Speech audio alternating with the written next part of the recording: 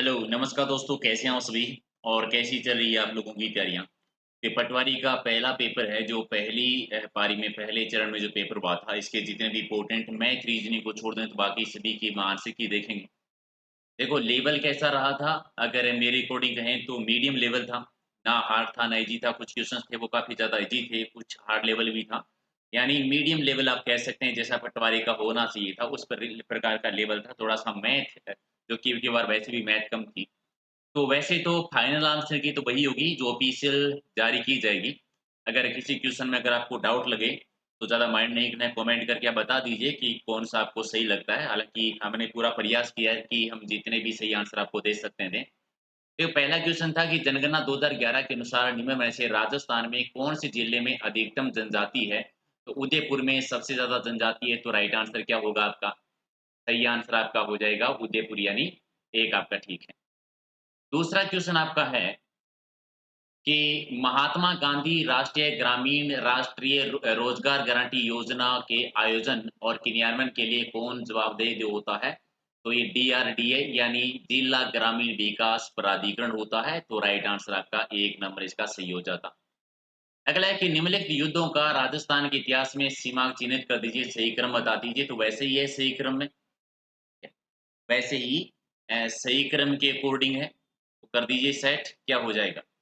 1, 2, 3, 4 हो जाएगा। 1, 2, 3, 4 आपका सही हो जाएगा।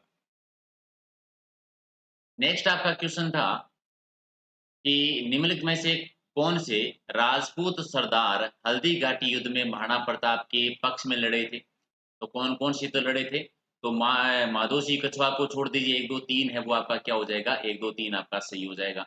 अगला है कि तेजाजी का जन्म स्थल बता दीजिए। तेजाजी का जन्म स्थल आपको पता ही है खरना नागौर में, यानी बी आपका सही आंसर है। नेक्स्ट आपका क्वेश्चन था कि फूडोल उत्सव जो है वो कहाँ पर मनाया जाता है? फूडोल उत्सव मनाया जाता है राम सनेही संप्रदाय के द्वारा भीलवाड़ा में, तो राइट आंसर आपका क्या था? डी आपका सही आंसर हो जाएगा। अगला था कि राज्य सूचना आयोग की स्थापना कब की गई थी? राज्य सूचना आयोग 18 अप्रैल 2006 को, ये तो अप्रैल 2006 यानी सी हो जाएगा आपका राइट आंसर। अगला है कि भारतीय संविधान का कौन-सा अनुच्छेद राज्य के मंत्रियों की नियुक्ति, कार्यकाल, ज़िम्मेदारी, योग्यता, वेतन भत्तों से संबंधित है? तो अनुच्छेद 164 है, यानी राइट आंसर आपका डी आपका सही आंसर है।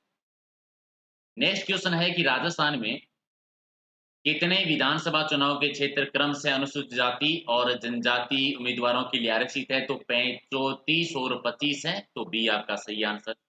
अगला है कि मुंडियारी ख्यात का संबंध किससे है? तो मारवाड़ के राठौड़ों से। और नेक्स्ट क्वेश्चन आपका था कि राजस्थान के एकीकरण के चरण दे रखे थे आपको, ठीक है? तो बताना है कि कौन-सा सही है। तो 5वां मत्स्य संघ का विलय हुआ था, सही है 15 मई 1949। दूसरा 25 मार्च 1948, ये भी ठीक है। तीसरा गलत है कि तीसरा था उदयपुर का विलय हुआ था 18 अप्रैल को। 18 अप्रैल था ये, तो 3 नंबर गलत है, बाकी सारा सही है। चौथा बी आपका सही है। नेक्स्ट था कि 2021 में घोषित पद्मश्री सम्मान से राजस्थान के किन-कौन से व्यक्तियों को सम्मानित किया गया है अभी? अर्जुन सिंह शेखावत हैं, लाका कांत जी हैं, श्याम सुंदर जी भी हैं, यानी सभी हैं, तो राइट आंसर आपका 1 नंबर हो जाएगा सही आंसर। अगला क्वेश्चन था कि जनवरी 2021 में राजस्थान में मानवाधिकार आयोग के अध्यक्ष कौन थे? तो जीके व्यास जी, यानी राइट आंसर आपका क्या हो जाएगा? बी हो जाएगा सही आंसर। चलिए, अगला प्रश्न देखिए। नेक्स्ट आपका है कि महान कवि सूर्यमन मिशन के बारे में कौन-सा कथन आपको गलत लग रहा है? इस क्वेश्चन को लेकर देखिए थोड़ा-सा डाउट है, कन्फ्यूजन है कि क्या होना चाहिए। मेरे हिसाब से पहला ही सही है कि महाकाव्य तो नहीं कहेंगे ना आप, महाकाव्य तो कैसे कह सकते हैं, ठीक है? प्रसिद्ध महाकाव्य है। हालाँकि बाकी तो सारे ठीक ही लग रहे हैं। बूंदी का इतिहास भी लिखा था, बहादुर की भावना भी थी। मेरे हिसाब से एक है, इसको चेक करना पड़ेगा क्या आंसर मानते हैं। अगला है कि जयपुर लिटरेचर फेस्टिवल का निम्न में से कौन-सा संस्करण 19 से 28 फरवरी 2021 को हुआ था? तो 14वां हुआ था, यानी बी आपका सही आंसर है। अगला है कि चलो दिल्ली मारो फिरंगी का नारा है वो राजस्थान के किस क्रांतिकारी के छावनी ने दिया था? 21 अगस्त 1857, एरनपुरा छावनी। सारे क्वेश्चन वही हैं जो टेस्टों में रात दिन हमने पढ़े हैं, ठीक है? चलिए, अगला क्वेश्चन आपका कि अरावली की प्रस्तुति को क्रम वाइज़ लिखना है। आराम से है, गुरु सीकर है, गुरु सीकर कर दीजिए, ठीक है? गुरु सीकर के बाद आपको बढ़ते क्रम में बताना है। बढ़ते क्रम में बताना है तो देवड़ा कर दीजिए, जरगा कर दीजिए, शेर कर दीजिए, गुरु शेखर कर दीजिए। बहुत आसानी से हो जाएँगे। टॉप 3 का नाम वैसे भी आपको याद है। अगला है कि गुलाबो सपेरा का संबंध है वो किस क्षेत्र से है? तो लोक नृत्य से है, तो राइट आंसर आपका सी हो जाएगा। फिर अगला है कि यदि राजस्थान के लोक सेवा आयोग के सदस्य अगर अपना इस्तीफा देना चाहें, तो इस्तीफा किसे देंगे? तो राज्यपाल जी को दे देंगे। और अगला क्वेश्चन आपका था कि उस व्यक्ति का नाम बताइए, अभिनव भट्टाचार्य कहते हैं।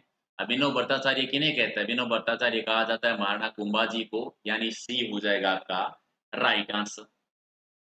नेक्स्ट क्वेश्चन आपका था कि 24 घंटों के दौरान ऐसा एक समय होता है जब पौधा ना तो O2 छोड़ता है, ना ही CO2 लेता है। कौन-सा समय होता है? संध्या प्रकाश का समय होता है, यानी राइट आंसर आपका 1 नंबर आपका सही है। अगला है कि जब चंद्रमा स्पेस के समीप होता है तो किस कारण प्रतीत होता है? तो वायुमंडलीय अपवर्तन के कारण, यानी 1 आपका सही आंसर है। अगला है कि एक स्वस्थ वयस्क पुरुष की हीमोग्लोबिन की सामान्य मात्राएँ लगभग जो है कितनी होती है? तो 13 से 18 होती है, यानी सी हो जाएगा आपका राइट आंसर। अगला है कि वैक्सीनेशन शब्द का लैटिन शब्द में अर्थ क्या होता है? इसका अर्थ होता है गाय से, यानी सी हो जाएगा आपका राइट आंसर। और अगला है आपको मिलान करना है एपीकल्चर, सिल्वीकल्चर और विटीकल्चर दे रखा है। तो क्या हो जाएगा?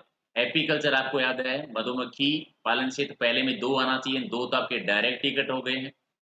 उसके बाद में सिल्वीकल्चर, ठीक है? सिल्वीकल्चर यानी वन वर्धन से 2-3 एक कर दीजिए, यानी 1 आपका सही आंसर है।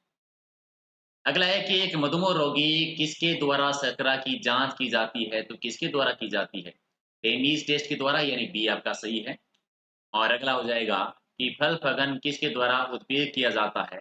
तो ये नॉलेज मेरे जिब्रेलिन होना चाहिए, इसको आपको क्रॉस चेक करना पड़ेगा एक बार और कि इसका सही आंसर क्या माना जाता है। मेरे हिसाब से इसमें आपका डी आपका सही आंसर होना चाहिए।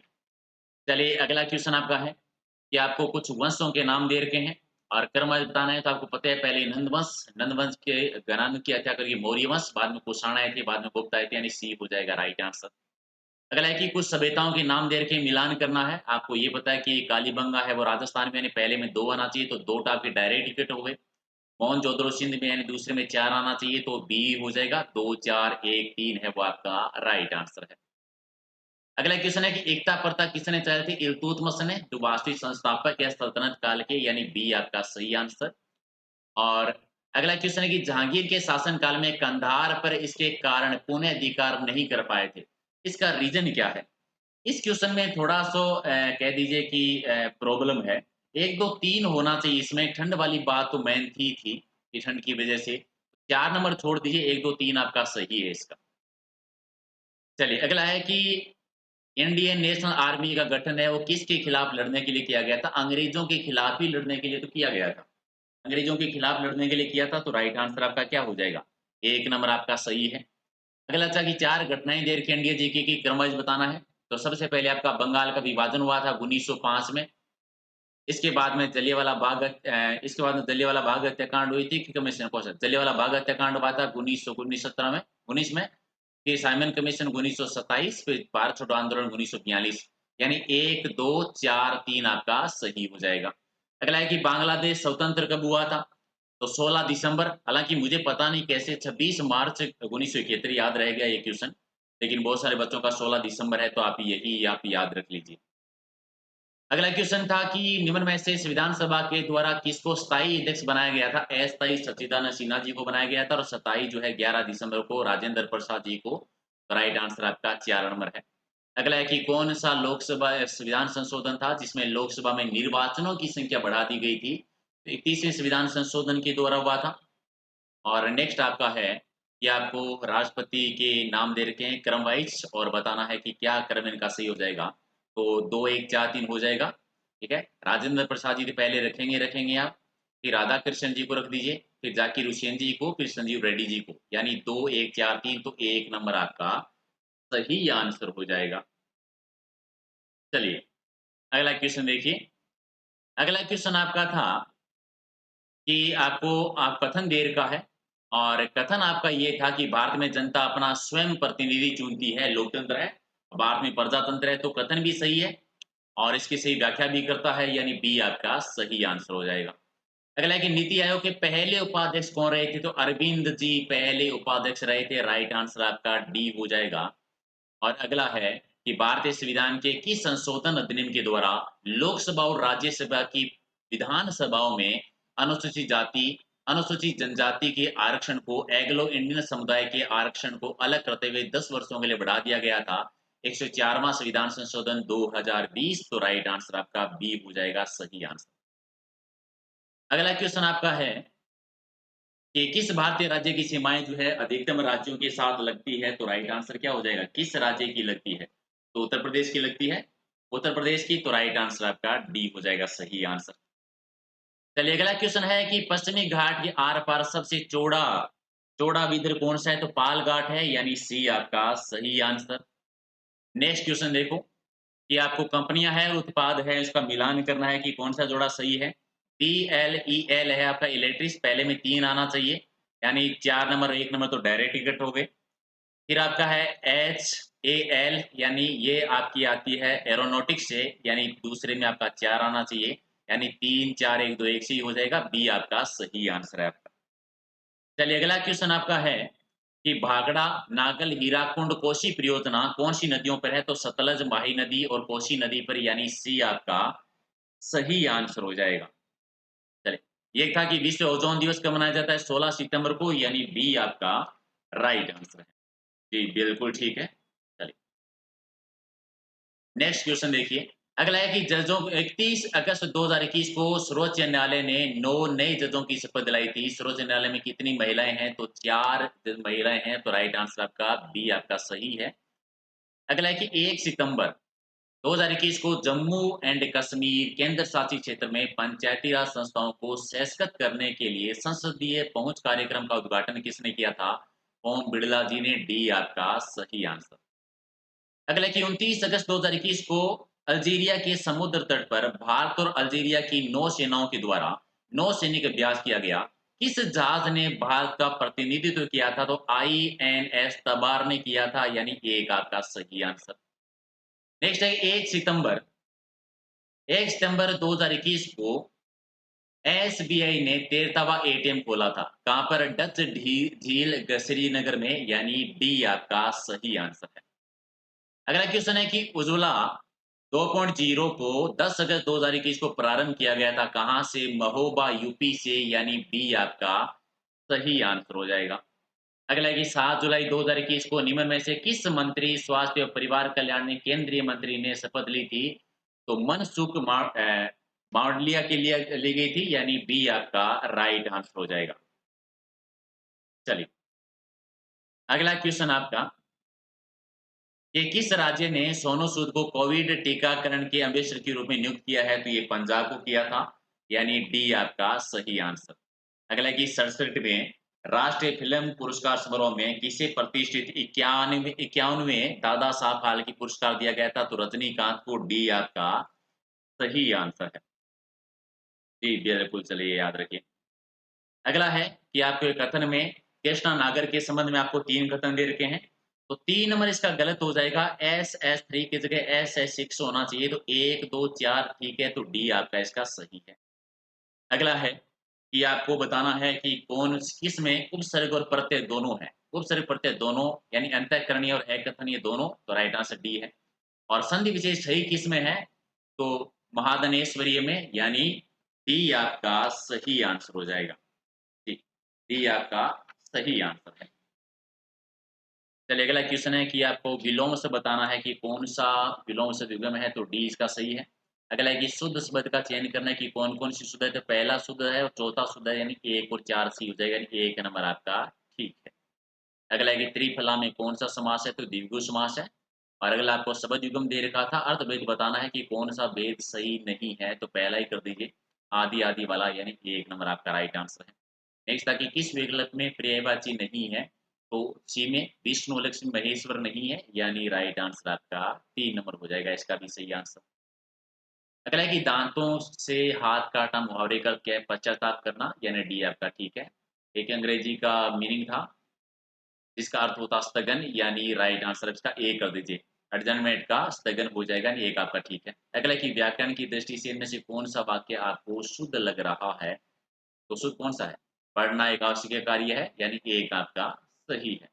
चलिए, यहाँ कोई एक चित्र नहीं, यहाँ कोई एक चित्र नहीं, ये ठीक है। चलिए देख लीजिएगा एक बार भी, मुझे डी ठीक लग रहा है इसका। अगला है कि इनमें से कौन-सा शब्द सार्थक नहीं लग रहा आपको? तो दोपहर के बाद का समय सार्थक नहीं है, डी आपका सही है, बाकी तो और सही है। और एक आपको अंग्रेजी के शब्द एक है मीनिंग और सामने उनका अर्थ दे रखा है कि कौन-सा आपको गलत लग रहा है। जो भी गलत लग रहा है उसकी पहचान करनी है, जो भी गलत है उसकी पहचान करके बता दिए तो सी हो जाएगा इसका राइट आंसर और बाकी तो सारे आपके ठीक हैं। चलिए, अगला है कि इनमें से कौन-सा लिनक्स का प्रचलन तंत्र है? तो ओपन सोर्स प्रचालन तंत्र है यानी डी आपका सही आंसर। चलिए अगला प्रश्न है कि निम्न में से किस हार्डवेयर के रूप में काम में नहीं आता? तो प्रचालन तंत्र हार्डवेयर के रूप में काम में नहीं आता, बी आपका ठीक है। और कंप्यूटर मॉनिटर को किस रूप में जाना जाता है? तो वीडीयू के रूप में यानी एक आपका सही आंसर। नेक्स्ट क्वेश्चन आपका है कि आप फाइलों को किसमें भंडार कर व्यवस्थित करते हैं? तो फ़ोल्डरों में।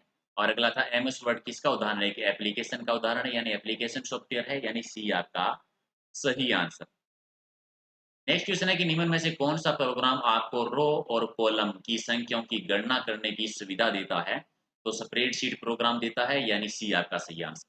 अगला था कि पुरानी एमएस डोस एपीटी फाइल प्रणाली में बेस फाइल नाम की अधिकतम लंबाई कितनी हो सकती है? तो अधिकतम 8 हो सकती है यानी डी आपका सही आंसर। लैन का फुल फॉर्म क्या होगी? लोकल एरिया नेटवर्क यानी बी हो जाएगा सही आंसर। चलिए अगला क्वेश्चन आपका था कि परिचालन तंत्र में बूटिंग का अर्थ क्या होता है? कंप्यूटर को पुनः चालू करना यानी राइट आंसर आपका बी हो जाएगा सही आंसर। चलिए अगला क्वेश्चन है कि एमएस पावर पॉइंट में किस प्रकार के दृश्य व्यू उपलब्ध होते हैं? तो किस प्रकार के? एक्सट्रीम एनिमेशन होता है यानी बी आपका सही आंसर है। नेक्स्ट क्वेश्चन बड़ा है तो एक बार आप लोग इसको देख लीजिए। 139 का बी राइट आंसर हो जाएगा, बी इसका सही आंसर है। नेक्स्ट है आपका क्वेश्चन कि रैम निम्न में से क्या सत्य नहीं है? तो C option RAM hard disk के भंडारण के समान ही है, ये सत्य नहीं है, सी आपका सही आंसर है, बाकी सारे ठीक है। चलिए एक और क्वेश्चन देखिए, इनमें से कौन-सा एक निवेश युक्ति उदाहरण है? तो निवेश युक्ति उदाहरण कौन-सा है? स्कैनर है यानी राइट आंसर आपका बी हो जाएगा। अगला है कि राजस्थान के राज्यपाल पद के प्रमुख का उत्तरवर्ती 30 मार्च 1949 को वृहत राजस्थान का गठन किया गया था। राष्ट्र प्रमुख बने थे स्वाभिमान सिंह यानी सी आपका राइट आंसर। और नेक्स्ट क्वेश्चन आपको राजस्थान के लोकायुक्त के बारे में दे रखे हैं। तो पहला दूसरा सही है, पहला दूसरा कथन आपका सही है यानी डी हो जाएगा आपका राइट आंसर हो जाएगा। जी। चलिए अगला क्वेश्चन आपको बताना है कि कौन-सा जोड़ा सही है? तो अजरक प्रिंट बाड़मेर में है तो सी हो जाएगा आपका गलत, बाकी तो सारे ठीक हैं। एक और है कि कौन-सा जोड़ा सुमेलित नहीं है? तो मेनाल भीलवाड़ा में अजमेर में नहीं है तो इसका भी सी हो जाएगा आपका राइट आंसर। अगला है कि चौरीकर किसने लगाया था? चौरीकर लगाया था करशन सिंह ने यानी बी आपका राइट आंसर है। नेक्स्ट क्वेश्चन है कि मेवात के मध्यकालीन संत कौन रहे थे? लालदास जी रहे थे। और चित्तौड़गढ़ के विजय स्तंभ के बारे में कौन-सा कथन सही है? तो पहला और तीसरा है, दूसरा नहीं क्योंकि 11 मंजिला नहीं है, 9 मंजिला है। और अगला क्वेश्चन आपका, इनमें से कौन से संलग्न जिले हैं? तो सिरोही, पाली और जालोर है। और किस अनुच्छेद में पंचायतों को संवैधानिक दर्जा दिया गया है? तो कौन से अनुच्छेद में दिया गया है? 243 में किया गया है। एक या 2 क्वेश्चन को छोड़ दें तो मैथ रीजनिंग को छोड़कर बाकी सभी की आपकी आंसर की हो गई है। एक बार तय कर लीजिए, चेक कर लीजिए। हालाँकि देखो फाइनल आंसर की तो वही मानी जाएगी जो कि ऑफ़िशियल जारी की जाएगी। हालाँकि अपनी सुविधा बढ़ती है कि किसी भी प्रकार की मिस्टेक ना हो। फिर भी कोई भी क्वेश्चन में अगर आपको डाउट लगे तो कमेंट करके ज़रूर बता दीजिए कि किस प्रश्न में आपको डाउट लग रहा है। एक बार लाइक शेयर कर दीजिए फटाफट ताकि अगले जो पेपर हुआ है उसकी जल्दी से आंसर की हम अपलोड कर दें। और